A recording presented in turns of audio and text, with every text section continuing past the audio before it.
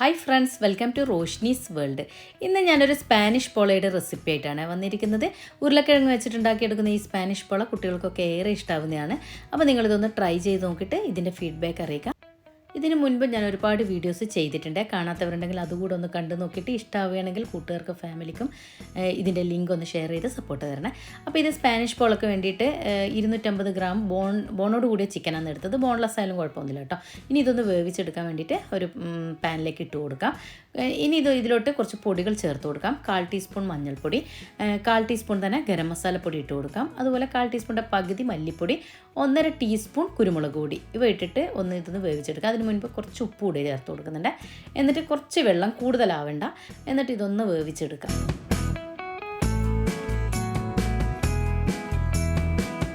ഇപ്പോൾ ഇതാ നന്നായിട്ട് ഇത് കുക്കായി കിട്ടിയിട്ടുണ്ട്. ഇനി ഇതിൻ്റെ ഈ ഗ്രേവി ഉണ്ടല്ലോ, അത് അവിടെ തന്നെ നിൽക്കട്ടെ, നമുക്ക് ആവശ്യമുണ്ട്.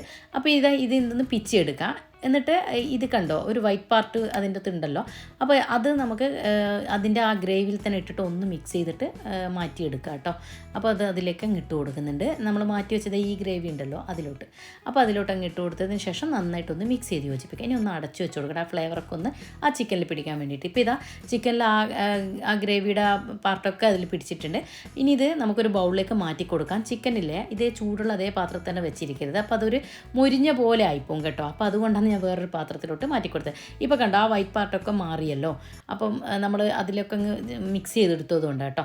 ഇനി മസാലയ്ക്ക് വേണ്ടിയിട്ട് ഉള്ളിയൊക്കെ ഒന്ന് വഴറ്റിയെടുക്കണമല്ലോ. അതിന് വേണ്ടിയിട്ട് 1-2 ടേബിൾ സ്പൂൺ ഓയിൽ ഒഴിച്ച് കൊടുക്കാം. ടീസ്പൂൺ ആയാലും കുഴപ്പമൊന്നുമില്ല കേട്ടോ. അപ്പോൾ ഇനി അതിലോട്ട് ഇഞ്ചി വെളുത്തുള്ളി പേസ്റ്റ് ഒരു 1/2 ടീസ്പൂൺ ഇട്ട് കൊടുക്കുക. അതുപോലെ എരിവിന് ആവശ്യമായിട്ട് 2-3 പച്ചമുളക് ഞാൻ വട്ടത്തിൽ എരിഞ്ഞിട്ടാണ് ഇട്ട് കൊടുത്തത്. എങ്ങനെയാലും കുഴപ്പമൊന്നുമില്ല കേട്ടോ. ഇനി ഇതൊന്ന് റോ ടേസ്റ്റ് മാറി വരുന്നേരം 1-2 ഉള്ളി വലിപ്പത്തിനനുസരിച്ചിട്ട്, അതുപോലെ എടുക്കുന്ന പൊട്ടാറ്റോയുടെ അളവിനനുസരിച്ചും എടുത്തോളൂ കേട്ടോ. അപ്പോൾ ഞാനിപ്പം ഒരു ഉള്ളിയാണ്, വലുതായതുകൊണ്ട് 1 എടുത്തത് കേട്ടോ. അപ്പോൾ നീളത്തിലരിഞ്ഞതാണ്. അതിലോട്ട് ഉപ്പും ചേർത്ത് ഒന്ന് വഴറ്റിയെടുക്കാം.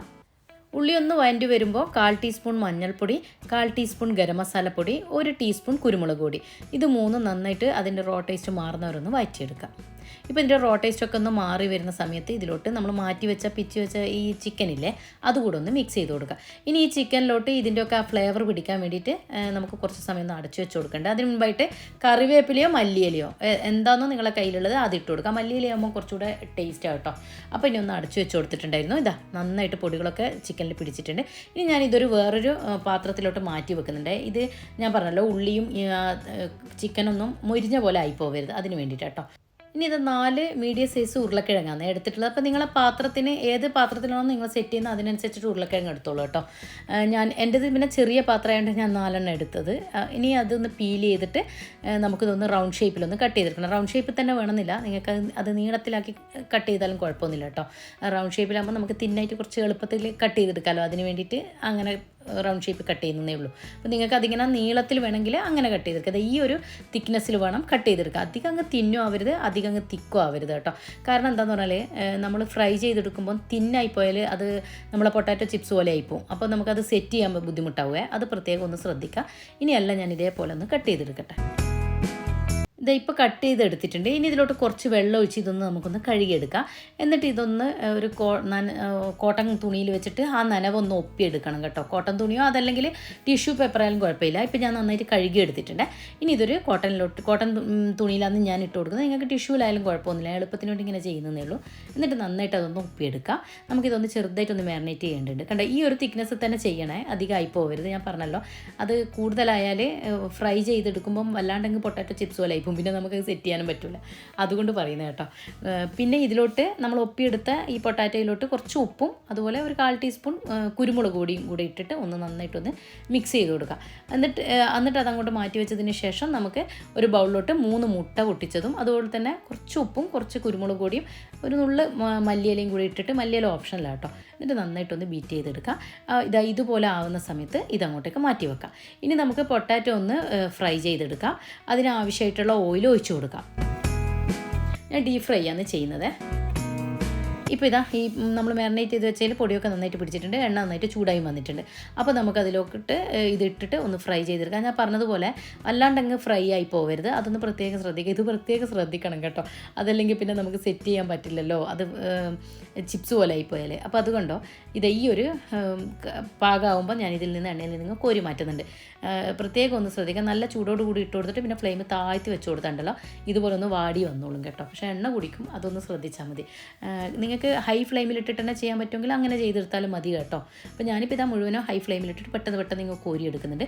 എന്നിട്ട് ഇത് ഇതുപോലെ ടിഷ്യൂ പേപ്പർ വെച്ചിട്ടാണ് ഞാനിതിങ്ങനെ ഒപ്പിയെടുക്കുന്നത്. അതൊരു ടിഷ്യൂ പേപ്പർ ഇല്ലെങ്കിൽ അതൊന്ന് പതുക്കെ ഒന്നിങ്ങനെ പൊക്കി വെച്ച് കൊടുത്താൽ മതി, അതിൽ എക്സസ് ഓയിൽ അങ്ങ് പോയിക്കോളും കേട്ടോ.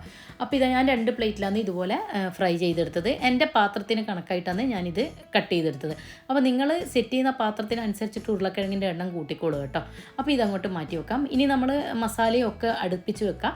എന്നിട്ട് നമ്മൾ ഏത് പാത്രത്തിലാണോ സെറ്റ് ചെയ്യുന്നത് അതിലോട്ട് കുറച്ച് ഗീയോ അതല്ലെങ്കിൽ ബട്ടറോ ഏതെങ്കിലും ഒന്ന് നിർബന്ധമായിട്ടും തടവി കൊടുക്കണേ, എപ്പോഴാണ് ടേസ്റ്റ്. പിന്നെ മുട്ട ഒന്ന് നന്നായിട്ടൊന്ന് മിക്സ് ചെയ്ത് കൊടുക്കുക ഒഴിക്കുന്നതിന് മുമ്പായിട്ട്. എന്നിട്ട് 1-2 ടേബിൾ സ്പൂൺ എടുത്തിട്ട് ഈ പാത്രത്തിലോട്ട് അങ്ങ് ഒഴിച്ചു കൊടുത്തിട്ട് ഇതുപോലെ ഒന്ന് എല്ലാ ഭാഗത്തും ആവുന്ന രീതിക്ക് ബ്രഷ് ചെയ്ത് കൊടുക്കുക. എന്നിട്ട് നമ്മൾ ഈ ഉരുളക്കിഴങ്ങുണ്ടല്ലോ അത് ഇതിലോട്ട് ഇങ്ങനെ ഇതുപോലെ ഒന്നിന് മേലെ ഒന്നായിട്ട് ഇങ്ങനെ വെച്ച് അതൊന്ന് സീൽഡായി കിടക്കണം. പിന്നെ അതുപോലെ ഈ ഫ്രണ്ടിൽ നല്ലോണം വെച്ച് കഴിഞ്ഞാൽ പിന്നെ ചെറിയ പീസസ് ഒക്കെ വെച്ചിട്ട് ഗ്യാപ്പൊക്കെ ഒന്ന് ഫില്ല് ചെയ്തെടുക്കുക. അതുപോലെ അടിവശം കുറച്ച് കനത്തിൽ നിന്നോട്ടെ കേട്ടോ, അല്ലെങ്കിൽ പിന്നെ ഫില്ല് ചെയ്ത് കഴിയുമ്പോൾ പൊട്ടിപ്പോകാൻ വഴിയുണ്ട്. അപ്പോൾ അതൊന്ന് പ്രത്യേകം ശ്രദ്ധിക്കുക. എന്നിട്ട് വീണ്ടും 1-2 ടീസ്പൂണോ ടേബിൾ സ്പൂണോ മുട്ട അതിൻ്റെ മുകളിലോട്ട് ഒന്നിങ്ങനെ കോരി ഒഴിച്ചിട്ട് അതൊന്നുകൂടെ ഒന്ന് ചുറ്റിച്ചു കൊടുക്കുക. അതെല്ലാ ഭാഗത്തും ആവുന്ന രീതിക്ക് ചുറ്റിച്ചു കൊടുക്കണേ. ബ്രഷ് വെച്ചിട്ട് ഒന്നിങ്ങനെ പതുക്കെ ഒന്ന് അങ്ങോട്ടും ഇങ്ങോട്ടൊക്കെ ആക്കി കൊടുക്കുക. എല്ലാം കൂടെ ഒന്ന് സീൽഡായി നിൽക്കണം, എന്നാലാണ് നമുക്കത് സെറ്റായി കിട്ടുള്ളൂ. അതിന് വേണ്ടിയിട്ട് കേട്ടോ. എന്നിട്ട് കുറച്ച് മല്ലിയില, ഇത് ഓപ്ഷനല്ല, വേണമെങ്കിൽ ഇട്ട് കൊടുക്കുക, ഉണ്ടെങ്കിൽ ഇട്ട് കൊടുത്തോ, അതല്ലെങ്കിൽ നിർബന്ധമൊന്നുമില്ല കേട്ടോ. പക്ഷേ ഒരു പ്രത്യേക ടേസ്റ്റാണ് അങ്ങനെ കടിക്കാൻ കിട്ടുമ്പോൾ. അപ്പോൾ ഇനി ഇതാ നമ്മൾ മാറ്റി വെച്ച മസാല ഉണ്ടല്ലോ അത് ഇതിൻ്റെ മുകളിലോട്ട് അങ്ങ് മുഴുവനായിട്ട് അങ്ങ് വെച്ച് കൊടുക്കുക. എന്നിട്ട് നന്നായിട്ട് അതൊന്ന് പ്രസ് ചെയ്ത് കൊടുക്കുക. നമ്മളിങ്ങനെ പ്രസ് ചെയ്ത് വെച്ച് കൊടുക്കാം. ചിക്കനില്ലേ നമ്മൾ മിക്സിയിലൊന്നും ഇട്ടിട്ട് പൊടിക്കുന്നതിനേക്കാൾ നല്ല ഇതുപോലെ പിച്ചി എടുക്കുന്നത് കേട്ടോ ഈ സ്പാനിഷ് പോൾ ഉണ്ടാക്കുമ്പോൾ. ഇതിപ്പോൾ നന്നായിട്ട് സെറ്റ് ചെയ്തെടുത്തിട്ടുണ്ട്, മുഴുവൻ ഞാൻ ഇട്ട് കൊടുത്തിട്ടുണ്ട്. ഇനി നമ്മൾ മാറ്റി വെച്ച മുട്ടയില്ലേ അത് ബാക്കി വന്നത് അതിൽ നിന്ന് വീണ്ടും 1-2 എടുത്തിട്ട് അതിൻ്റെ മുകളിൽ ജസ്റ്റ് ഒന്ന് ഒഴിച്ചു കൊടുക്കുക. എന്നിട്ട് വീണ്ടും താഴ്ഭാഗത്ത് ചെയ്ത പോലെ തന്നെ അടുക്കി വെച്ച് കൊടുക്കുക ഈ പൊട്ടാറ്റോ. അപ്പോൾ അടുക്കി വെച്ചതിന് ശേഷം വീണ്ടും കുറച്ച് മല്ലിയില അതിൻ്റെ മുകളിൽ ഇട്ട് കൊടുക്കാം. എന്നിട്ട് പിന്നെ ആ മുട്ടയുടെ മിക്സ് ഉണ്ടല്ലോ അത് ഒഴിച്ചിട്ട് എല്ലാ ഭാഗത്തുനിന്ന് ചുറ്റിച്ചു കൊടുക്കുക. ബാക്കിയുള്ളത് മുഴുവനായിട്ട് ഒഴിച്ചിട്ട് അങ്ങ് ചുറ്റിച്ചു കൊടുക്കുന്നതാണ് നല്ലത്. അപ്പോൾ എല്ലായിടത്തും അങ്ങായിട്ട് സീൽഡായി കിട്ടും. നോക്കിയിട്ട് സൈഡ് കൂടെ ഒഴിച്ചു കൊടുക്കുമ്പോൾ സൈഡ് വശമൊക്കെ അതും സീൽഡായി കിട്ടും കേട്ടോ. അപ്പോൾ അതിന് വേണ്ടിയിട്ട് അങ്ങ് ഒഴിച്ചു കൊടുക്കാം. പിന്നെ മല്ലിയില ഇട്ട് കൊടുക്കുക. പിന്നെ ഞാൻ എപ്പോഴും ചെയ്യുന്നത് പോലെ തന്നെ ഫ്ലെയിം കൺട്രോളിൻ്റെ മുകളിൽ വെച്ചിട്ടാണ് ഇതൊന്ന് കുക്ക് ചെയ്തെടുക്കുക. എനിക്ക് ഏകദേശം 45 മിനിറ്റോളം ആയിട്ടുണ്ട് കേട്ടോ ഇത് കുക്കായി വരാൻ.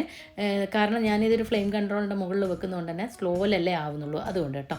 ഇനി ഇതൊന്ന് തിരിച്ചിട്ട് കൊടുക്കേണ്ടതുണ്ട്. ഗ്ലാസ്സിലിട്ടാണെങ്കിൽ അതൊന്ന് കവർ ചെയ്യാനും കൂടെ പറയാൻ വിട്ടുപോയി കേട്ടോ. ഞാൻ എപ്പോഴും പറയുന്നതാണ്, പുതിയ സബ്സ്ക്രൈബറിന് വേണ്ടിയിട്ട് അങ്ങനെ പറഞ്ഞുകൊണ്ടിരിക്കുന്നത് കേട്ടോ ഈ 2 കാര്യം. കാരണം നമ്മൾ പോള ഉണ്ടാക്കുമ്പോൾ അതൊക്കെ ശ്രദ്ധിച്ചില്ലെങ്കിൽ ഫ്ലോപ്പ് ആവാൻ വഴിയുണ്ട്, അതുകൊണ്ടാണ് പ്രത്യേകിച്ചിട്ട് ഞാൻ ഇങ്ങനെ പറഞ്ഞുകൊണ്ടിരിക്കുന്നത്. ഇനി വേറൊരു പാനിലോട്ട് കുറച്ച് ഗീ വീണ്ടും ഒന്ന് സ്പ്രെഡ് ചെയ്ത് കൊടുത്ത് എന്നിട്ട് അതൊന്ന് തിരിച്ചിട്ട് കൊടുക്കുക. അതിൻ്റെ മേൾഭാഗം കൂടെ ഒന്ന് ജസ്റ്റ് ഒന്ന് ആയി വരണം, കൂടുതൽ സമയം ആവണ്ട. അത് വീണ്ടും ഞാൻ ഈ ഫ്ലെയിം കൺട്രോളിൻ്റെ മുകളിൽ തന്നെയാണ് വെച്ച് കൊടുക്കുന്നത്. എന്താണെന്ന് പറഞ്ഞാൽ ആ അടിഭാഗം കൂടെ ഒന്ന് ആയിക്കിട്ടേ വേണ്ടൂ. അത് പക്ഷേങ്കിൽ ഒരു 10-15 മിനിറ്റേ വേണ്ട വന്നിട്ടുള്ളൂ കേട്ടോ, പെട്ടെന്നായിട്ട് വന്നിട്ടുണ്ട്. ഇനി ഇതൊരു സെർവിങ് പ്ലേറ്റിലോട്ട് കൂടെ മാറ്റി കൊടുക്കുന്നുണ്ട്. ഇത് കണ്ടോ നല്ല സൂപ്പറായിട്ട് ആയി വന്നില്ലേ. കാണാൻ മാത്രമല്ല കേട്ടോ നല്ല ടേസ്റ്റ് ആയിരുന്നു. കുട്ടികൾക്കൊക്കെ ഏറെ ഇഷ്ടമാവും. പൊട്ടാറ്റോ ഒക്കെ ഇഷ്ടപ്പെടുന്ന കുട്ടികൾക്ക് ഇത് ഏറെ ഇഷ്ടമാവും കേട്ടോ. ഇനി ഇതൊന്ന് ഞാനൊന്ന് കട്ട് ചെയ്ത് കാണിച്ചു തരാം. ഇത് കണ്ടോ ഉൾവശമൊക്കെ നന്നായിട്ട് കുക്കായി കിട്ടിയിട്ടുണ്ട്. ഞാൻ പറഞ്ഞതുപോലെ ഉരുളക്കിഴങ്ങ് കട്ട് ചെയ്യുന്ന സമയത്ത് ഒന്ന് ശ്രദ്ധിച്ചാൽ മതി, നല്ല തിന്നോ ആവരുത് എന്നാൽ അധികം അങ്ങ് തടിയോ ആവാതെ ഒന്ന് ശ്രദ്ധിച്ചാൽ മതി. പിന്നെ ലെയർ ചെയ്യുമ്പോഴും നന്നായിട്ട് ലെയർ ചെയ്യാൻ ശ്രദ്ധിക്കുക, അല്ലെങ്കിൽ പിന്നെ ഇതുപോലെ ആയി കിട്ടത്തില്ല കേട്ടോ, നമുക്ക് അത് ഫില്ല് ചെയ്യുമ്പോൾ ബുദ്ധിമുട്ടാവും. അപ്പോൾ അതുകൊണ്ട് അതൊന്ന് പ്രത്യേകം ശ്രദ്ധിക്കുക. അതുപോലെ ഞാൻ ഇതിനു മുൻപേ day in my life 2 videos ചെയ്തിട്ടുണ്ട്, കാണാത്തവരുണ്ടെങ്കിൽ അതുകൂടെ ഒന്ന് കണ്ടു നോക്കുക.